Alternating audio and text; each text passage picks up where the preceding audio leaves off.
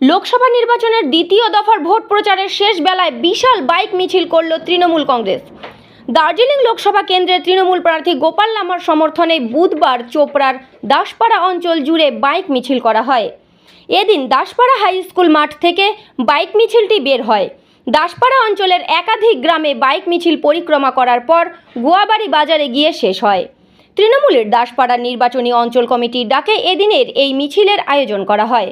মিছিলে উপস্থিত ছিলেন জেলা পরিষদ সদস্য শাহ আলম, স্থানীয় গ্রাম পঞ্চায়েতের প্রধান মনসুর আলম, উপপ্রধান জিল্লুর রহমান, তৃণমূল নেতা মিজানুর রহমান, অঞ্চল সভাপতি সৈর উদ্দিন সহ অঞ্চল নেতৃত্বরা।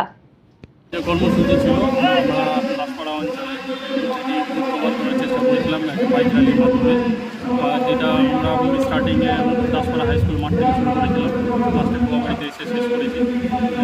যে ধরনের আমাদের দলের কর্মকর্তাগুলো ছিল, প্লাস এই অঞ্চলের গ্রামবাসীরা ছিল, সবাই মিলে যে ধারে একসাথ হয়ে যে ভিড় আমরা দেখতে পেরেছি, আশা করছি আমরা দাসপাড়া অঞ্চলে এবার সব থেকে বেশি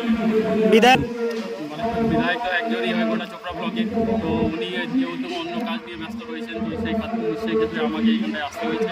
তার সাথে আমাদের ব্লক প্রেসিডেন্টও রয়েছেন, আপনারা রয়েছেন, দাসপাড়ার গোটা নেতৃবৃন্দ রয়েছেন, সবাই সহযোগিতা করেছেন।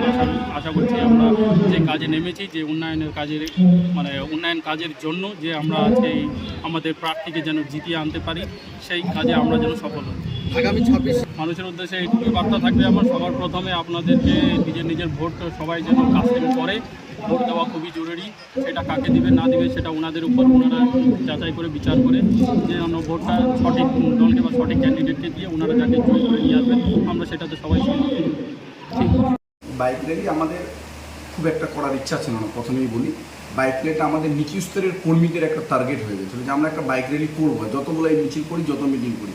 আজকে 3 দিন ধরে আপনারা জানেন আমার নেতা কর্মীরা, ওয়ার্কাররা যেভাবে পরিশ্রম, যেভাবে খাটছে, যা বলার একেবারে বাইরে। সত্যি আমি খুব একেবারে আবারও আমি কৃতজ্ঞতা জ্ঞাপন করছি আমার নেতৃত্বদের কাছে, বুথ প্রেসিডেন্ট, মেম্বার, নতুন করে যারা কনভেনার হয়েছে, আমাদের ওয়ার্কাররা, বুথ স্তরের কর্মীরা।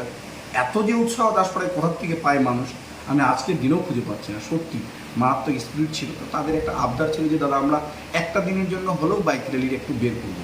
তো সেই জন্য আমরা বলেছিলাম যে ঠিক আছে, যেহেতু আজকে আমাদের কোনো সভা আছে গোয়াবাড়িতে, সেই সভাটা না করে, পদসভার একটা কথা ছিল, সেটা না করে আমরা মিছিলটাই করে দিও, ঠিক আছে করো ভাই। এখন এই মুহূর্তে কর্মীদের কথার তো কোনোটা খেলাপ যাওয়া যায় না, যেটাই বলি সেটা। কিন্তু তারা যে এত বাইক দিয়ে দেবে আমি কোনোদিনও ধারণাও করতে পারিনি, বিশ্বাসও করতে পারিনি।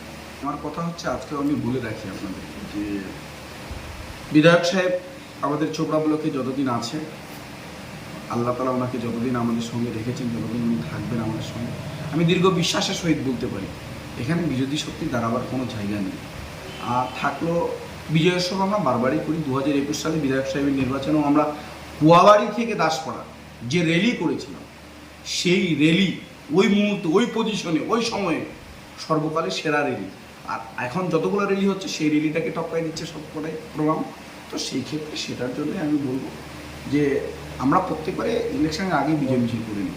আজকে যে হারে দাসপাড়া অঞ্চলের 26টি গ্রাম পঞ্চায়েতের সদস্য সেভাবে আজকে স্বতঃস্ফূর্তভাবে তাদের নিজস্ব কর্মীদের নিয়ে, নিজের স্বখরচে, নিজের বাহন নিয়ে, কর্মীদের নিয়ে যেভাবে মাঠে নেমে পড়েছে, তাতে আজকে বিরোধীদের কোনো চিহ্ন নেই, বিরোধীরা নিশ্চিহ্ন হয়ে গেছে। এবং এই সূত্র ধরে আমরা বলতেই পারি যে আমাদের 90% ভোট, আমাদের দলের যে টার্গেট, আমরা দাসপাড়া অঞ্চলে 90% ভোট আমরা আমাদের দলের প্রার্থী গোপাল লামাকে আমরা পোল করাতে পারবো।